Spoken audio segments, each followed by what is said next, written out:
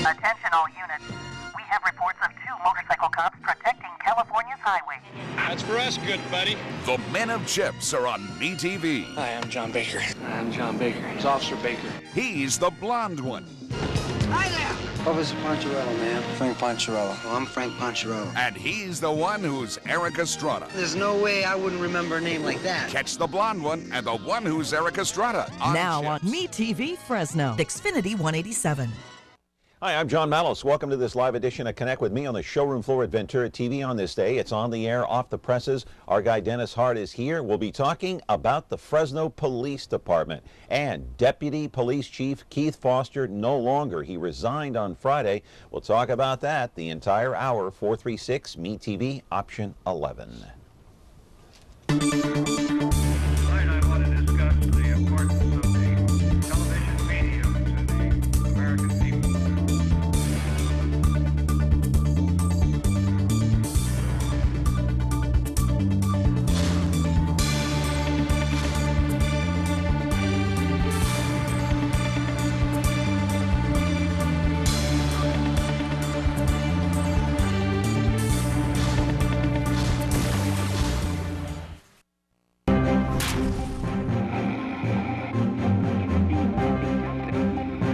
Back here on the program, hope you had a wonderful weekend and a great Easter. It was yesterday, and as a reminder, I want to tell you that today's program is sponsored by Dr. Thomas Casagrande. He is the owner of 2020 Optometrics out there at Shaw and Blackstone. Thank you for the sponsorship today here on the program on MeTV. And as usual, my friends, you're watching us on Comcast, channel 187. Right now, the program is live as I speak, as I live and breathe, and 43.6 and 13.1. And later today, you can watch the replay of this broadcast on 13.6. That would be YouTube at 2 o'clock, and 8 o'clock tonight, 4.6. That would be Biz TV. The Twitter account gaining in popularity, I think, at John Malos Me TV. Hey, as a reminder, too, this coming Thursday, Chief Jerry Dyer will be a guest on this program. We were going to have him on today, but he got called into meetings, and so we're going to have the chief on Thursday talking about the Keith Foster situation and what happened last week. And as you recall, on Friday we had a conversation right here on the program talking about the state of the Fresno Police Department. And later that day, Deputy Police Chief Keith Foster resigned his position. No surprise there. Let's put up the picture of Keith Foster. You know what he looks like by now. Foster, who was arrested on federal drug charges about a week and a half ago, refused to be interviewed by Internal Affairs. Instead, he resigned. The news came via fax from Foster's attorney, Marshall Hodgkins, to the Fresno Police Department, saying after much reflection and on the advice of counsel, it was determined that he would no longer be effective in the department, and he would be severely limited even if he was ultimately exonerated from the charges.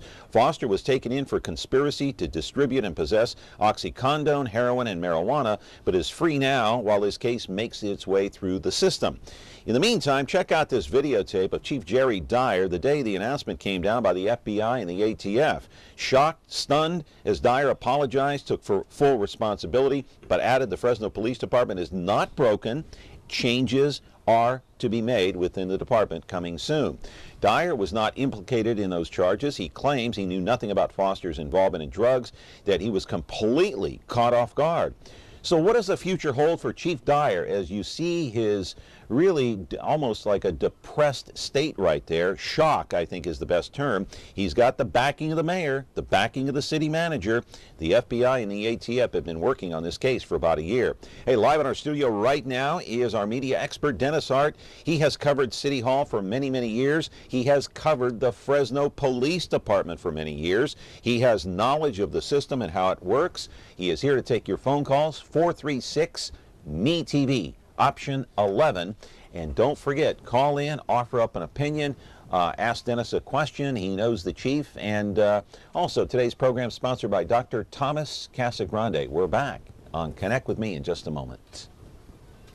At 2020 Optometric, your vision is their focus. Whether you're 5 or 65, Dr. Thomas Casagrande will get to know you, your lifestyle, and vision needs to ensure that your contacts or eyeglasses are a perfect fit and the right prescription every time. With the Valley's largest selection of eyewear, 2020 has over 2,000 frames, including top designer brands like Coach, Tiffany, Prada, Ray-Ban, Oakley, and more. Eye exams start as low as $89. So call or stop by to schedule your appointment today. Another reminder, my friends, on Thursday here at 10 o'clock live will be Chief Jerry Dyer to talk about the situation at hand with Deputy Police Chief no longer. Chief Foster resigning on Friday. Dennis Hart is here. Quickly, surprised that he resigned or not? No, I think this was something that he was going to have to do. His effectiveness with the police department, no matter what happens with his case, has been destroyed, and so Keith Foster had no future with the PD. Basically, he's resigning in order to get some retirement pay before his case is adjudicated, because there may be some question about what happens to that afterward. Also, he can focus on his defense, and it's going to be a very long, drawn-out process. He's got a very good attorney, Marshall Hodgkins. Marshall's the go-to guy now for cops who get into trouble. He's done this now for years. He's a very good attorney. I know Marshall.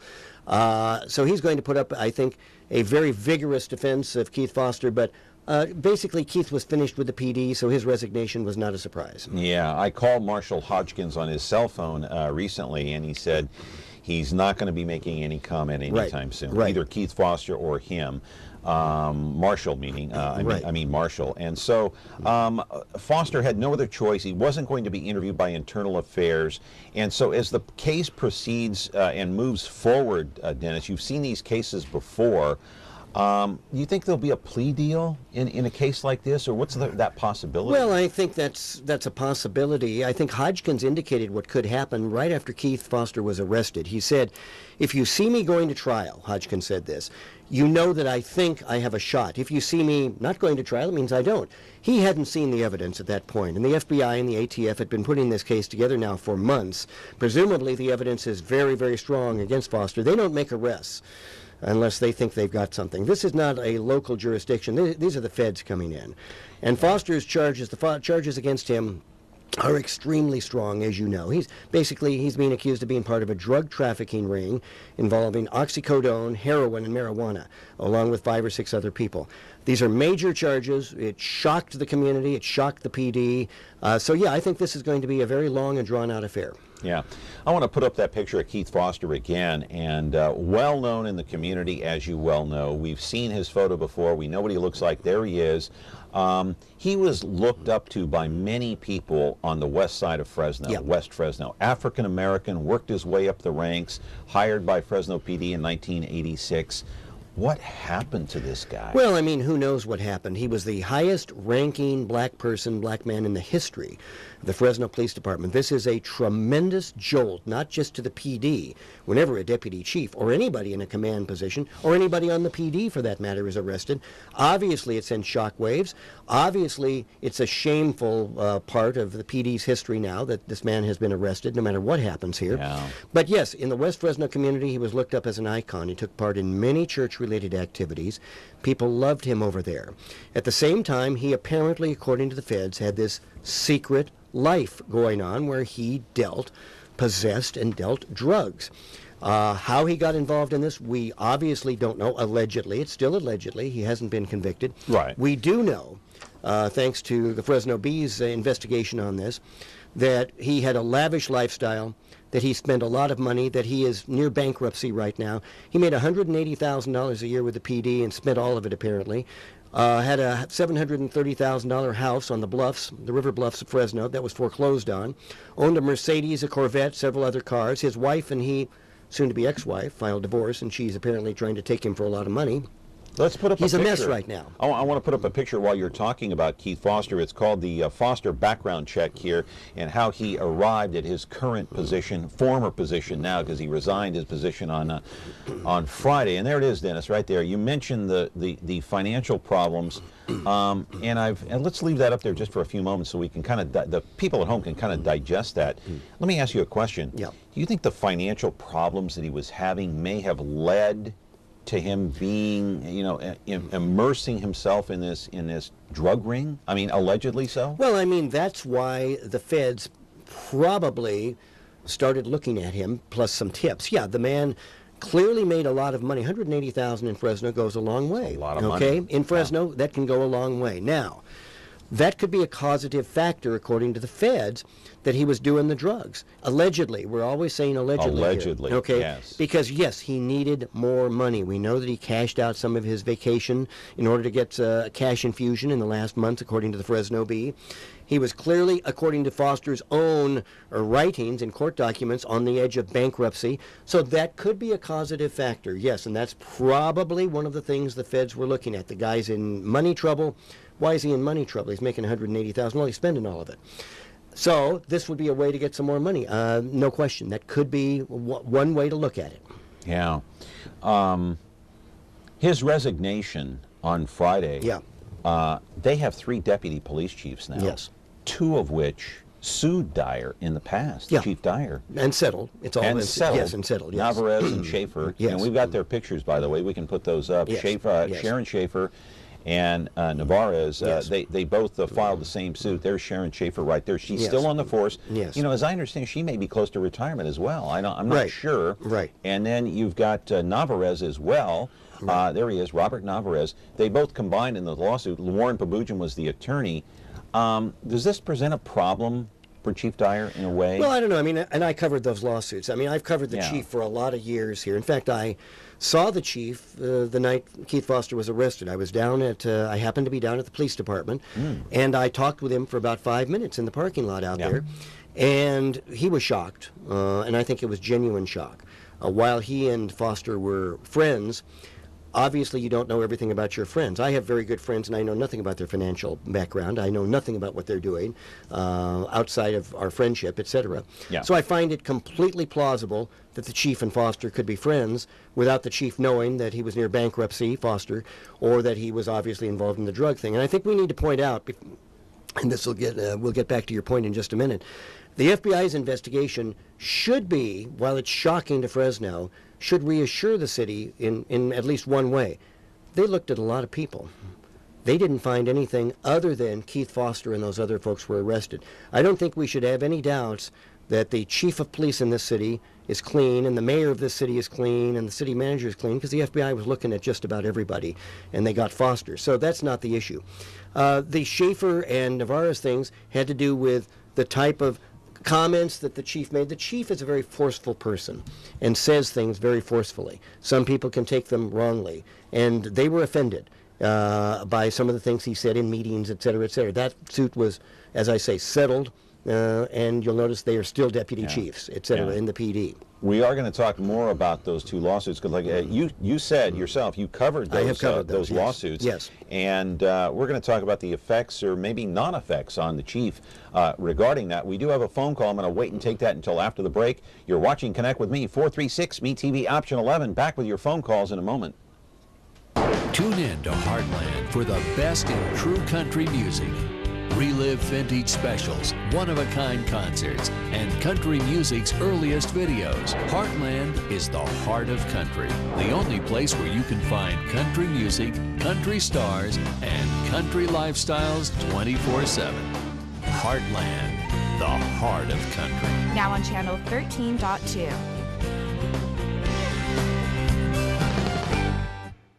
Back here on the program, Connect with Me. Dr. Thomas Casagrande is our sponsor today, 2020 Optometrics out there at Shaw and Blackstone, so go out there and visit him.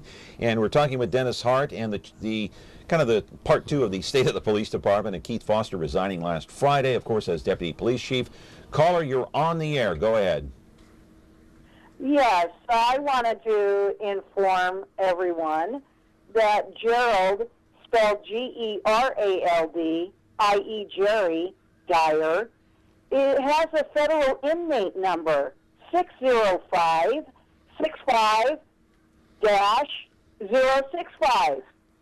And I was wondering, the officers have stolen property of mine, and I was wondering, is there any attorney around Hold that on, ma'am. can give Jerry Dyer in federal prison some release forms so I can get my property? They have another gentleman's automobile. That's an unfortunate phone call right there. You've just made an allegation that is not proven. You've just thrown it out there, and I can't respond to that, except I think that that's an unfortunate allegation on your part. Yeah, you can't really respond to something that you have no proof of. Right. Anyway, let's move on here. We were talking about the lawsuits, Navarez and Schaefer. I want to put up a picture of Pat Farmer because he's the lone guy that is standing right next to Jerry Dyer, much like Foster used to. Yeah. So Pat Farmer, you've known him for a long time. Yeah. He had that news conference out there last week at that murder-suicide in downtown Fresno. Yes. What do you think of Pat Farmer? He's Jerry Dyer's right-hand man now. Yeah, I think Pat Farmer, in fact, is a possibility to be the next police chief in this city now. The chief, remember, Chief Dyer, tried to retire a couple of years ago. He was ready to retire. He had done it for 12 years or so, and that burns out almost any chief. And he had, at that point, he had talked about some potential health problems that he was looking at. And you will recall that the city made a search and could not find anybody to replace the chief. And so they asked him to continue as police chief. So there have been some people, a couple of folks writing in the Fresno Bee, how the chief ought to leave now because this is a stain on him. I don't believe that's the case. But just remember, he attempted to retire, and the city could not find anybody to replace him. That's why he's still here. Well, maybe that's your next police chief. It could well be. Pat Farmer, I think, would be a strong candidate for the job if and when the chief decides to leave. Yeah. All right. And as a reminder, the chief is going to be here on Thursday live on Connect with Me at 10 o'clock, so you'll want to tune in for that. Caller, you're on the air. Go ahead. Good morning, John, and good morning, Dennis. Good morning. Hope you guys, Easter greetings to the both of you. John, you know, you, over the course of your show, you've always said that your callers are well-informed and more informed sometimes than us, and not specifically this last call, but the question, the comment that I have, and then the question is, so, Dennis, it's many episodes that you've been on, you've had this, there's been a caller that always calls about the city manager. Yes. I don't need to name him. Yes. And I think after what recently happened with this kind of, I would call it a media blunder with him telling the media basically to stay out of the business of the city and the police, what would your thoughts be? And maybe is this caller onto something with you probably remember his comments in the past about Bruce Rudd, we're talking about the city manager. And I'll take my comments or the answer over the air. Okay, thanks for calling. I appreciate that. Yeah, I think that Bruce's comment, which he later retracted, wrote a letter to the Bee, was in the heat of the battle. Remember that the FBI notified Mayor Swearingen and Bruce Rudd, the city manager, just the day before, or maybe even on the day that Keith Foster was arrested. They didn't know anything about the investigation. Nothing. Zero. Nobody at City Hall did. Yeah. And so now you have to hold a news conference. And it's an emotional news conference because Keith Foster was more than just a deputy chief. He was beloved by a heck of a lot of people in West Fresno and in other parts of the city. Jerry Dyer really liked this man and trusted this man. And now you've got the police chief, the mayor, and Bruce Rudd, the city manager, having to respond to shocking information. It was shocking to me when I heard it because I've known Keith Foster for years, okay? I never had a clue, obviously, that this was going on. The mayor never had a clue. Jerry Foster never had a clue. Now you have to face the media. And the media like to play, and this is not a negative, I've been a part of the media for 35 years, but we often like to play gotcha, which is I'm going to ask you a question that's really kind of embarrassing, and I want to see how you respond to it. So the Fresno Bee reporter asked a question about, the impact that this might have, and Bruce handled it very poorly. And that's George Hofstadter. It's George Hofstadter. I want to put that up on the screen so you can read it, Dennis, okay. What happened here. No, that's not the one. I want to put up Hofstadter. Let's put up George Hofstadter first. We want to go to Hofstadter's question. There you go. George Hofstadter, and then we'll go Rudd 1, Rudd 2. But you can read it pretty much for yourself there. That's the question. Right, and it was a gotcha. He says a third Deputy Chief Foster is accused of conspiring to distribute oxycodone, heroin, marijuana. Didn't this trouble in the highest rank suggest a problem for Dyer in the department? Hofstadter asked. Okay, well, that's a gotcha, all right? I don't know what Fair question, though. Well, I don't know what his intention was on this, and Rudd answered it poor on the spur of the moment. We all have bad moments. Right. Rudd 1, here's his first response. Yeah, I stated that I thought a Beers reporter question was inappropriate. In hindsight, should have phrased my response differently. The press has every right to question the government. So he thought about it for a day, and he was under some pressure. He took some criticism. He answered the question poorly off the top of his head. But he later apologized, and, we move on from there. Right, and while I might not agree with the premise of the question, he goes on to say, as you see here, it was never my intent to challenge the rights of our press to do their job. And so, do you think, let me ask you the question that Hostetter posed. Do you think the two lawsuits and what happened now with Foster presents a major problem for Jerry Dyer? No, I do not. Jerry Dyer, well, number one, Jerry Dyer has the complete support of Bruce Rudd and Ashley Swearingen, and those are his bosses. So it does not present a problem for him. Number 1A, I don't know of anything that Jerry Dyer could have done about Keith Foster, okay? I know of nothing that he should have known about or would have known about, etc. The lawsuits against him by Schaefer and Navarez had to do with his style of management. He's a very strong chief. Bottom line for Jerry Dyer is this. In spite of having lost 100+ officers due to the recession, the crime rate in Fresno is down over what it was years ago. That's the bottom line, absolutely. His leadership. We have to credit him? We must credit him. Who else can we credit? He's managed with 100 fewer officers to have fewer murders, robberies, assaults. Who else would you credit? The mistake that Rudd made, and I got to go to break, but the mistake that I see that Rudd made is that he's going to make people like George Hostetter and the other reporters at the Fresno Bee dig even deeper after those comments. Yeah, I think Bruce's comment was inappropriate. There's absolutely no, but it was off the top of his head at a very emotional news conference just after they'd learned that Keith Foster had been arrested. But telling the media not to probe, I mean, come on. Well, George's question was a blowtorch question. George and I tended to be very strong questioners after news conferences of previous mayors and city councils, etc. And pretty much George is the only one left who does that. Virtually every other reporter just takes it and runs with whatever anybody has said. Now, there's also something to be said about stepping back. George has been on that City Hall beat for a long time. And it may be that he has just stepped over the line a couple of times himself in terms of being unable to differentiate between the blog that he does on the Bee's website and the story that's being printed in the paper. It's a different animal. He gives his opinions in his blogs. He has perhaps, and I've seen this in the last few stories he's done on this one, injected his opinions into the print stories. And maybe he needs to step back a little bit and say, wait a minute, hang on, maybe I was a little bit over the top on that one. So I wouldn't give George a free pass either on this one. But a fair question. I mean... But it can be phrased in another way, perhaps. Yeah. Okay. All right. Dennis Hart is here talking about Jerry Dyer, talking about Keith Foster, and your opinion is important as well. 436-MeTV, option 11. Dr. Thomas Casagrande is the sponsor today here on the program. An open line here if you want to call in. Back in a moment. Is taking care of laundry taking too much of your time? Have you become a missing mom? With a new efficient washer and dryer from Ventura TV Video Appliance, you'll spend more of your day the way you want. Save now on Frigidaire's Advanced Affinity Laundry Pair. Let Frigidaire save you energy, water, and time. Don't spend your life on laundry. Upgrade today at Ventura TV Video Appliance and save.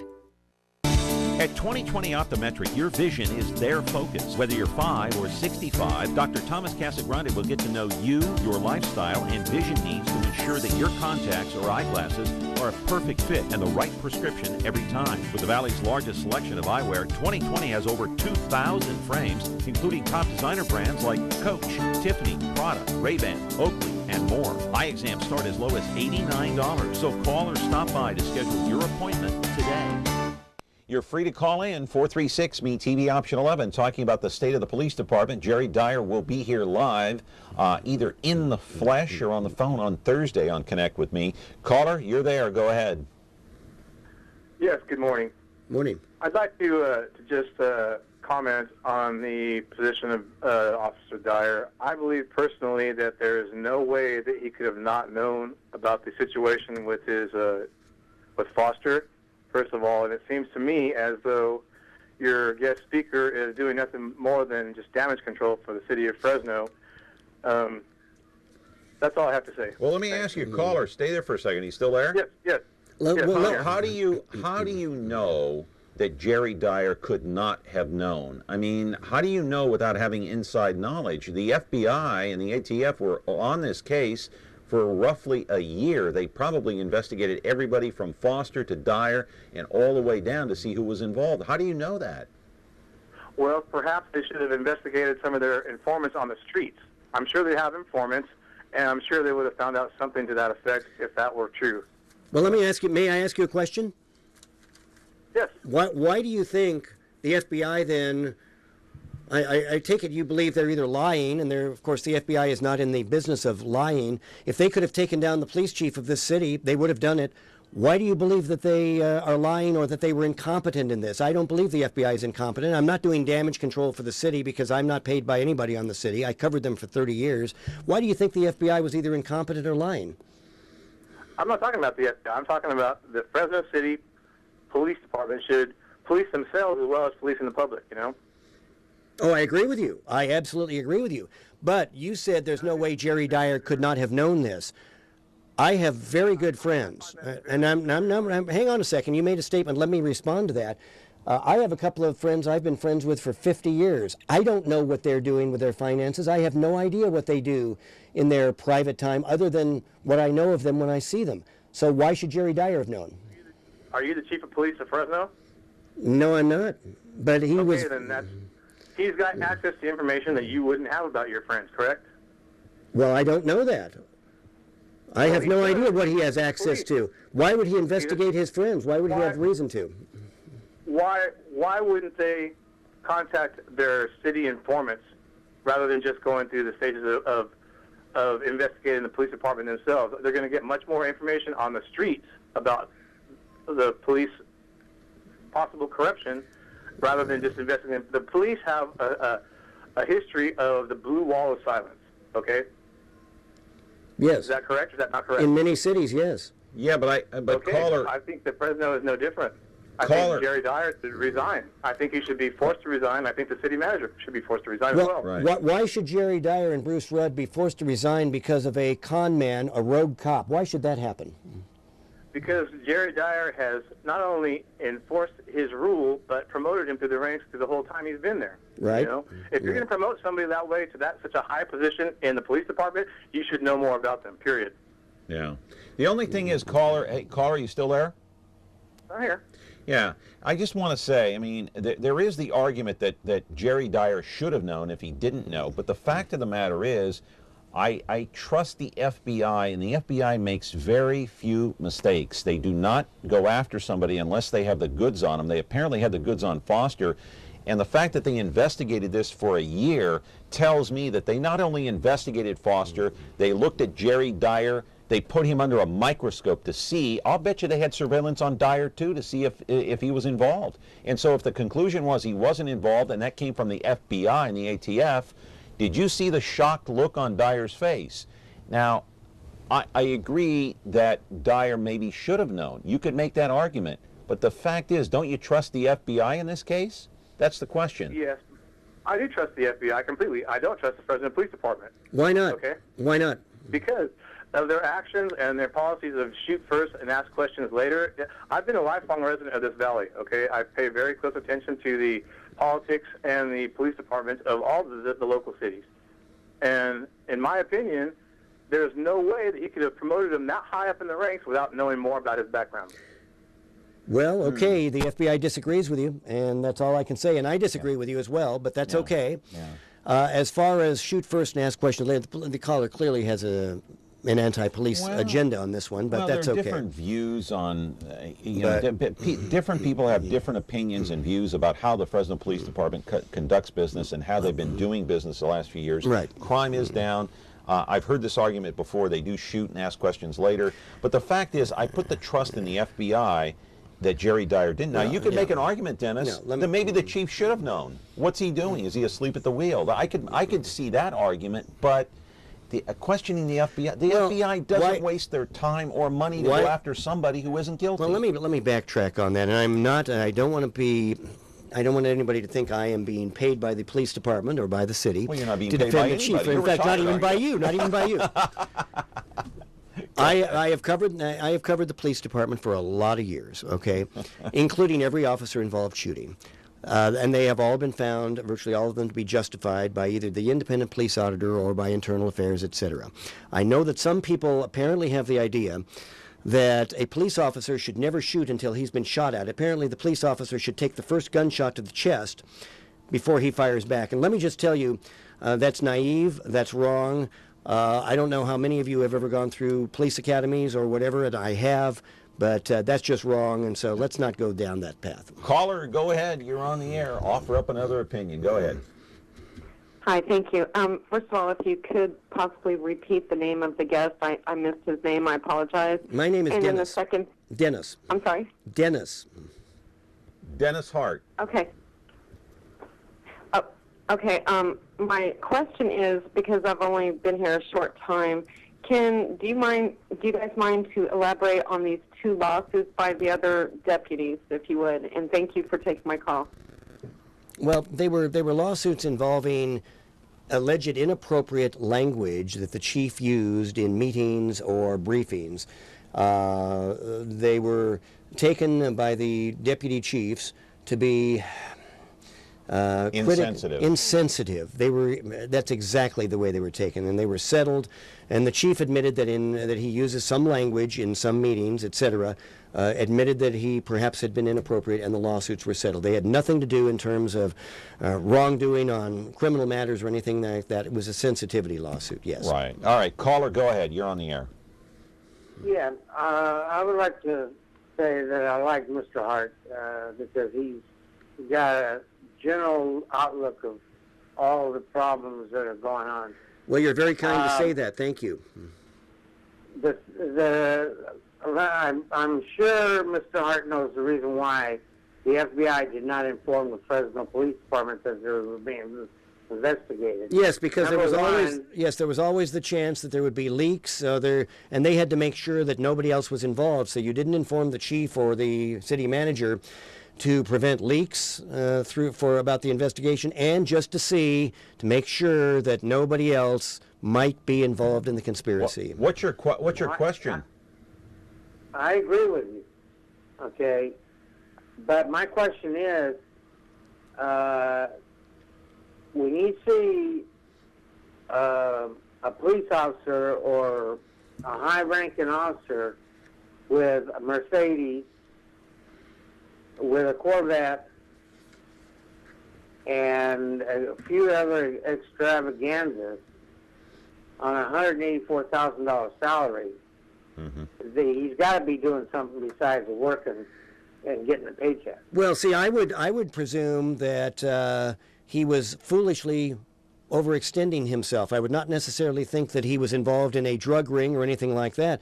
$184,000 goes a long way in Fresno, much farther than it goes in San Francisco or L.A. You can live very high on the hog on $184,000 here. But yes, I would presume that he had overextended himself, that he was being dumb, quite frankly. A lot of people do that. A lot of people live beyond their means. Wouldn't necessarily start investigating him necessarily. First of all, he can buy any house he wants to buy. He can buy any car he wants to buy. He can marry any woman he wants to marry, and they can spend all the money in the world. But that doesn't mean he's a criminal, necessarily. Right. All right, we're talking with Dennis Hart. Program is not over yet. Another half hour to go for you to offer up your opinion. 436-ME-TV, option 11. A lot more to get to in this Jerry Dyer, Keith Foster situation.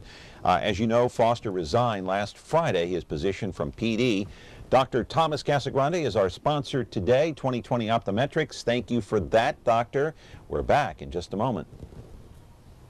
At 2020 Optometric, your vision is their focus. Whether you're 5 or 65, Dr. Thomas Casagrande will get to know you, your lifestyle, and vision needs to ensure that your contacts or eyeglasses are a perfect fit and the right prescription every time. With the Valley's largest selection of eyewear, 2020 has over 2,000 frames, including top designer brands like Coach, Tiffany, Prada, Ray-Ban, Oakley, and more. Eye exams start as low as $89, so call or stop by to schedule your appointment today. The Ballad of Andy and Barney Andy and Barney were lawmen, bravest you ever did see. Warned every crook in the record book to stay out of Mayberry. They were the law. Yes, they were the law, and they didn't know fear. The Andy Griffith Show. I guess to sum it up, you could say there's 3 reasons why there's so little crime in Mayberry. There's Andy, and there's me, and baby makes 3. Now on MeTV Fresno.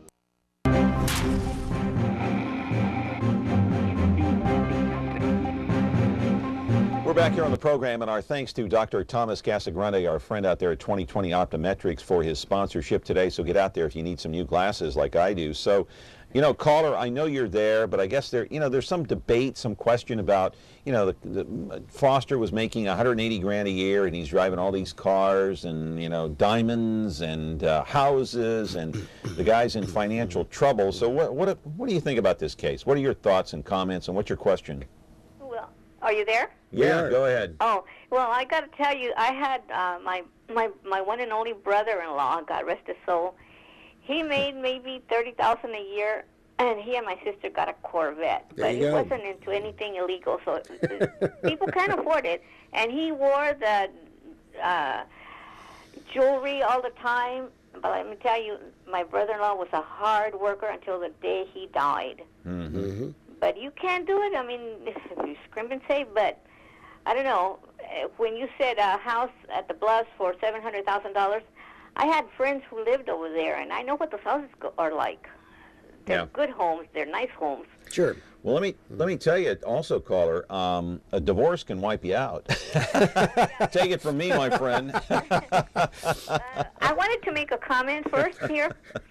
For some reason, the police department, I remember the time when the police department or policemen were respected. They were looked upon as important people. If you remember, a lot of times little boys would be asked, "What do you want to be when you grow up?" And they would say, "A policeman." Sure. You don't hear kids say that anymore. No. Well, being a police officer is a very difficult and thankless job. Let's be real about that. First of all, there aren't very many jobs that you can name where you're putting your life on the line every second that you're on the job. Who in the world wants to do that? Their pay is not great. A cop probably makes $60,000, $70,000, $80,000. A lot of people would say, boy, that's a lot of money. Yeah, but they have bullets fired at them. You don't have bullets fired at you in your job, and I never did at my job, okay? So, well, it depends on where you're at, what story you were covering, right? But, I mean, I think it's a thankless job, and I think there is great division in the country right now about, certain police departments in other cities, Ferguson, Missouri, and New York, okay, they've come under fire, et cetera, et cetera. So the police, I think, have a difficult job, maybe the most difficult of all, a thankless job. You never know when you're a police officer's wife whether your husband's coming home that night. My wife generally didn't have that worry about me when I was a reporter and a producer and all of that, and John's wife didn't have that problem with him. Probably didn't want him to come home some nights, but that was another story. So I think there are a lot of reasons why the police are not, why a lot of kids don't want to go into police work, because it's very difficult, it's life-threatening, and you could be killed at the age of 28. I mean, and leave your family homeless and defenseless. What are you going to do? Caller, go ahead. You're on the air. Good morning, John. Good morning, Dennis. Good morning. As to whether Deputy Chief Dyer knew anything about Chief Foster's acts or not, he should have. It's part of a policeman's business to be suspicious of everybody. I'd like to further comment about the overuse of firearms with the police department. No, the police should not wait to be shot at before they shoot if somebody has a gun. But with an unarmed man, they should try to use other methods, and they don't always do that. I can think of one particular case some years ago where 3 police officers confronted one man with a kitchen knife, and they shot him. 3 police officers should be able to subdue one man with a knife. If they can't, then they're in the wrong business. Thank you for listening. Good morning. Okay, well, let me respond to that. Police officers are taught to stop somebody, not necessarily to subdue them or put themselves in harm's way. There's an unwritten 10-foot rule when it comes to police defense. Anybody with a weapon who gets within 10 feet of a police officer is going to be stopped. When they tell somebody with a knife, and I've covered those stories, by the way, and probably the one you're talking about, I've covered that. There was a gentleman with a knife in the Tower District. That may or may not be the one you're talking about, but I remember that. And he was told several times, drop it, drop it, drop it. He kept advancing toward the police, and they gunned him down. Okay, now, you say 3 police officers should not have fired, but which police officer knew that the other 2 were not going to fire? Who knew who was going to fire? They have a split second to make that decision, just a split second. And I know it's easy to say in hindsight, and I'm not a complete defender of the police, believe me. I know I sound like one right now. But I've covered all of these stories, and I know the backstory on all of them.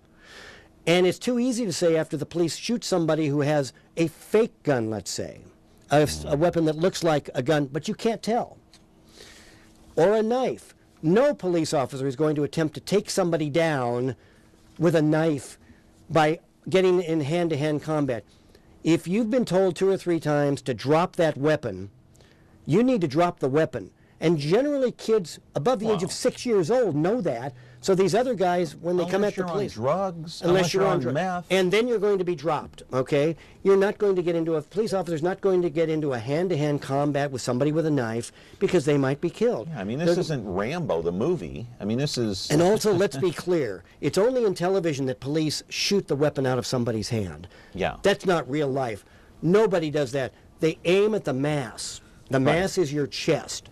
You're going to be stopped. So really the best thing to do if you have a weapon, when a police officer says drop it, is to drop it, or you're going to be dropped. Yeah, you're not, I mean, this isn't Lethal Weapon 1 or 2 Nobody with Danny Glover and Mel Gibson. Hand. Nobody's good enough to do that. All right. Okay, that's the way that goes. Caller, go ahead. You're on the air. Okay, yeah, I've been listening to the conversation between you and Dennis, and my question is, I haven't heard any actual evidence or what the subject matter is as far as for him being involved in some drug ring. He seems to be making enough money as it is, and as a police officer to get himself into financial difficulty. Is there a possibility, or has anybody ever considered the fact that there's some personal bias going on that could lead somebody to basically set him up, and because he looks like a nice guy. I don't know this person personally, but I think that we're still innocent until proven guilty. But after you get on there and you use these high-ranking FBI can be wrong too, and they're human. But I mean, well, the FBI certainly can be wrong, but this was a year-long investigation in which they have recordings of Keith Foster talking to people about drug deals. And so it's always possible that he could have been set up, but the FBI does not arrest people. This is an interesting thing. And, this is proven statistically, and I've covered so many court cases. Police and law enforcement in general arrest the right person. You occasionally, very rarely, have DNA evidence showing that somebody, may not have committed the murder. But in 99.9% of the cases, police arrest the right person. The FBI arrests the right person. This is an allegation, and John and I have said throughout this broadcast, he's only alleged to have done this. We haven't convicted him. But believe me when I say, and I've covered this for so many years, rarely does law enforcement get it wrong. I have personally, in 30 years of covering court cases, never seen, to my opinion, an innocent person convicted of murder. I've seen guilty people convicted of murder. I've occasionally seen people get away with murder who I thought was guilty, okay, and they walked. I don't believe I've ever seen an innocent person convicted in my time. I'm just talking my time, all right, covering this in a variety of cities. So I think the evidence, and we haven't seen it, but you have to believe that the FBI knows what they're doing, the ATF knows what they're doing, and that the case against Mr. Foster is very strong. That hasn't convicted him. He's not convicted. And one more thing, the way a person looks has nothing to do with whether they're guilty or innocent. Trust me, nothing whatever. Got to go to break. Here on Connect with Me, 436-ME-TV option 11. Call in and weigh in, ask the question or offer up a comment. Dr. Thomas Casagrande is our sponsor today. He is the owner of 2020 Optometrics, and we thank him for that. We thank you for your phone calls. Got an open line. Back in a moment. At 20/20 Optometric, your vision is their focus. Whether you're 5 or 65, Dr. Thomas Casagrande will get to know you, your lifestyle, and vision needs to ensure that your contacts or eyeglasses are a perfect fit and the right prescription every time. With the Valley's largest selection of eyewear, 20/20 has over 2,000 frames, including top designer brands like Coach, Tiffany, Prada, Ray-Ban, Oakley, and more. Eye exams start as low as $89, so call or stop by to schedule your appointment today. Back here on the program, I do want to mention police shootings because I looked this up, and I hope this is accurate, give or take a few, okay? 32 officer-involved shootings in the last 2 years here in the city of Fresno, committed by the Fresno Police Department. Now, if you ask Jerry Dyer, how long does it take for an internal affairs to do or conduct and complete the investigation? Caller, I want you to hang on. Not yet. I'll get to you in a moment. How long should it take for internal affairs to conduct the investigation? According to Jerry Dyer, it takes 1 to 2 years. According to the National Association of Civilian Oversight of Law Enforcement Board, it should take 4 weeks to 2 months. Big disparity there. Yeah, well, we don't know. I have no idea why it should take that long or that short. Let me point out that we have an independent police auditor now who is looking at every police-involved shooting. Good idea or bad? Good idea. And let me also point out, Jerry Dyer has been in favor of having that independent auditor from the get-go. It was the Fresno City Council who denied it. Alan Autry and Dyer wanted a police auditor for years. The council said no, and we now have one. So Dyer has always wanted an independent person to investigate the department, and now we have it. So I don't think you can say that Jerry Dyer is obfuscating or hiding. He's always wanted an open investigation into police shootings. Caller, go ahead. Yes, on that issue of the police chief not knowing what's happening. Yes. A lot of people that use drugs do it with people of their own kind or sell of their own kind, so they'll have a split personality. That includes people from different ranks in lifestyle or profession. Mr. John Malice knows information about a certain individual that he received, but he never processed it because a lot of people are scared to go pursue somebody that they don't want to question. So what do you think about that? I'm not sure what your question is. I'm sorry. Yeah. What are you asking? You lost me there. Well, I'm saying that a lot of people that use drugs or push drugs have like a first personality. They associate with certain people, but they associate with the different people. You will never know that person unless you associate with the second clientele. I see what you're saying. It's like Dr. Jekyll, Mr. Hyde, I think is what that guy was saying. So Foster was living a life of a police officer on one end and yet breaking the law on the other, apparently. Well, yeah, let me allegedly. Let me say this. And again, I only have a couple of very close friends. I mean, people I've known for half a century. I don't know if they're doing drugs. I honestly don't. I have no idea what their financial situation is. I don't believe they are, but what they do behind their closed doors when I'm not there, how would I know that? So how would Jerry Dyer know that, etc.? If he was friends, he says he never went to Foster's house. Certainly plausible to me. I have friends that I've never been to your house, and you and I have known each other for 15 years. 20 years, yeah, and you've never been to mine. Not because we're not friends, it's because it just hasn't worked out. No, I don't want to go to your house. Well, exactly. It's too clean. It's too clean. But our point, and we're not trying to take this lightly, everything I've heard about this, and trust me, if the FBI thought Jerry Dyer was dirty, he'd be in custody. If I thought Jerry Dyer was dirty, I'd have wanted to break that story. Okay? Oh, yeah. Whether he's a friend or whether I've known him for 20 years or whatever, I'd want to be the first to break that story. On this show, right? On this show, on KMJ, wherever I worked, etc. No, on this show. So I have to take their word that the FBI, the reason they didn't tell the city manager and the mayor and the police chief they were investigating is because they wanted to make sure those folks weren't involved.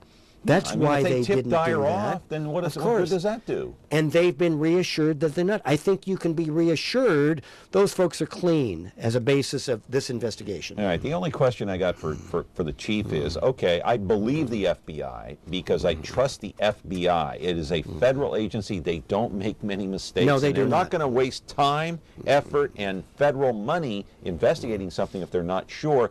The question I have for the chief is, if you didn't know, which I don't think you did, I don't believe you did, why didn't you know? Yeah. That's the question I've got. And his answer would be, I don't know. Well, his answer would be, why would I have reason to believe that he was doing something?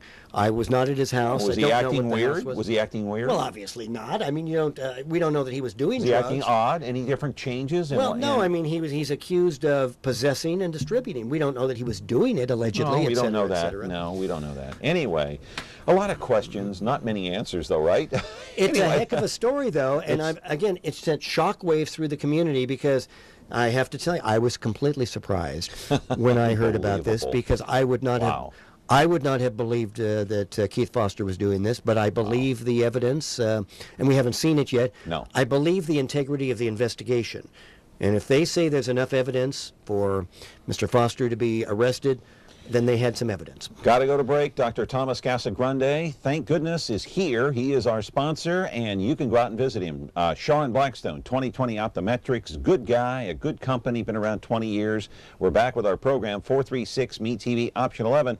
Hey, if you have an opinion about Jerry Dyer, Keith Foster, the Fresno Police Department, the police shootings, whatever, call in. We're back in a moment.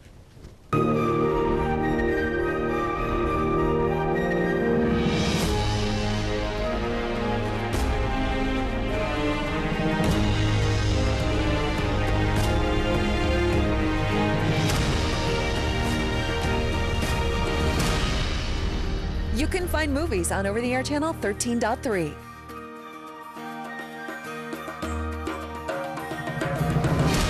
Movies. Our name says it all. At 2020 Optometric, your vision is their focus. Whether you're 5 or 65, Dr. Thomas Casagrande will get to know you, your lifestyle, and vision needs to ensure that your contacts or eyeglasses are a perfect fit and the right prescription every time. With the Valley's largest selection of eyewear, 2020 has over 2,000 frames, including top designer brands like Coach, Tiffany, Prada, Ray-Ban, Oakley, and more. Eye exams start as low as $89, so call or stop by to schedule your appointment today. I want to put up a full screen. Keith Foster, of course, and this marijuana thing. And we do have a phone call. I'm going to punch the button.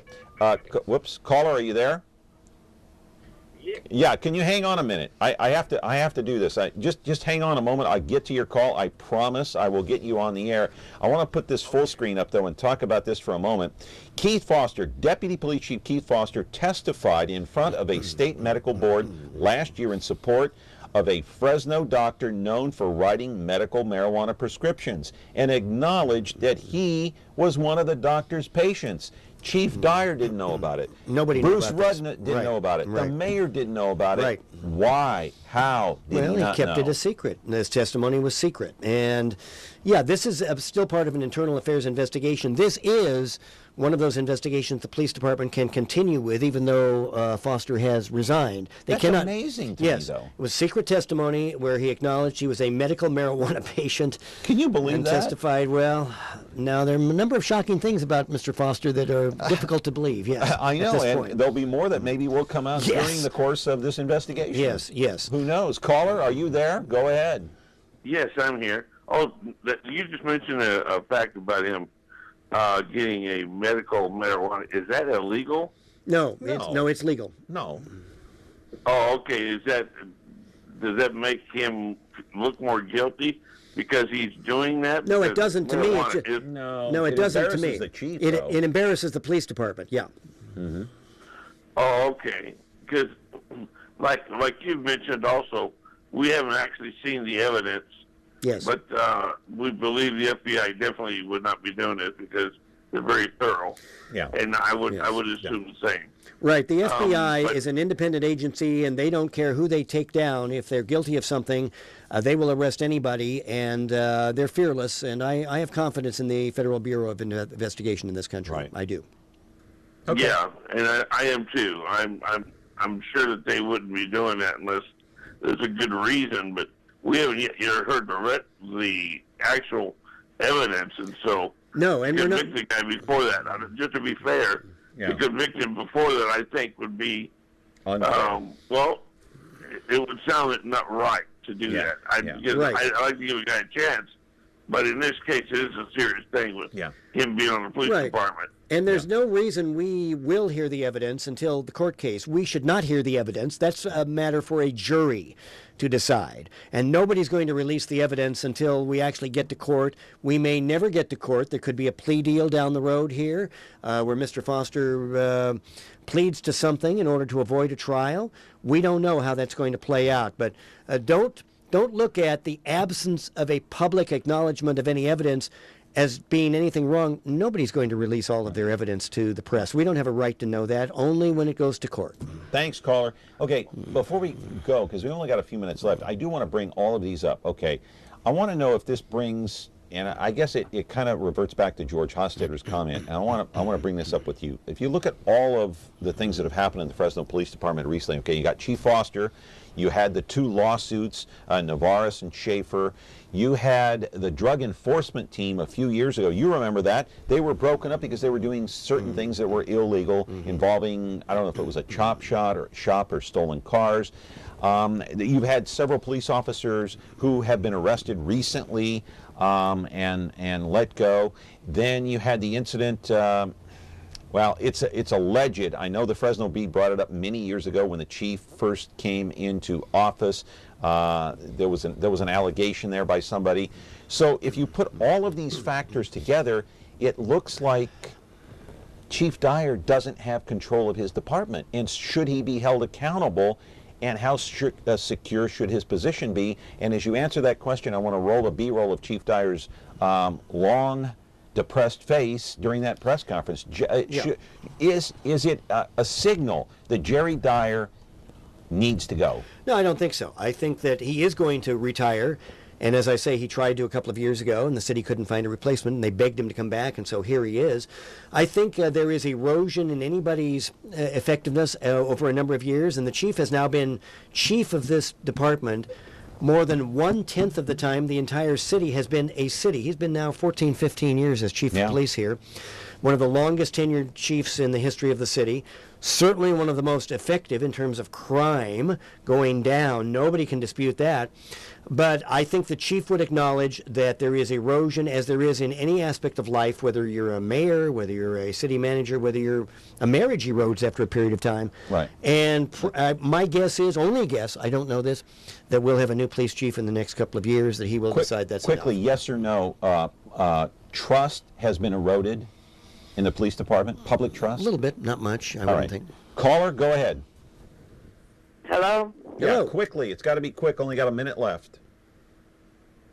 Caller? Am I talking to you right now? You are. You are on the air. Quickly, quickly, quickly. Okay, I'm just trying to figure out, you guys are, it's just all about Keith Foster. I know him, his family, and everything. But I'm watching you guys right now. Good morning anyway. And it's like you guys are making a mockery out of Dyer and the case itself. You know, how are we doing the whole purpose of whatever happened, he put himself in that position that he's in. So you reap what you sow. How are we making a mockery of the case? We've been talking about... I'm sitting here listening to you. You're just a journalist, sir. I'm not trying to be disrespectful, but, you know, who are you to judge whatever? Or what? You really don't know. I don't believe either of us are judging anybody.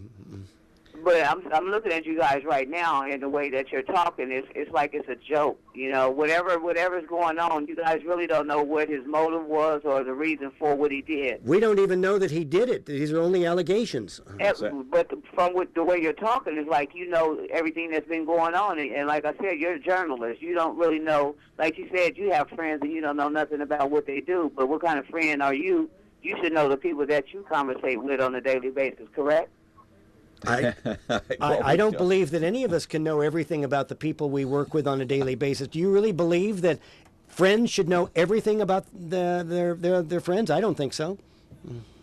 Anyway, that's listen, an interesting call. I don't believe you and I were judging anything here. Listen, I'm not judging Jerry Dyer. I'm not judging the Fresno Police Department. We're simply, I've got how much time left? 10 seconds? 10 seconds. We're not judging anybody. These are allegations. We'll let the case move forward, and we'll talk about it again. See you next Monday. Next Monday. Right here. Right, we're talking baseball. We're talking baseball. All right. That's going to do it for us today. Back tomorrow with the man who lived to tell about it. Through World War II, him and his family were bombed in a city in Germany. We'll talk to him. He wrote a book. See you tomorrow. Have a great day.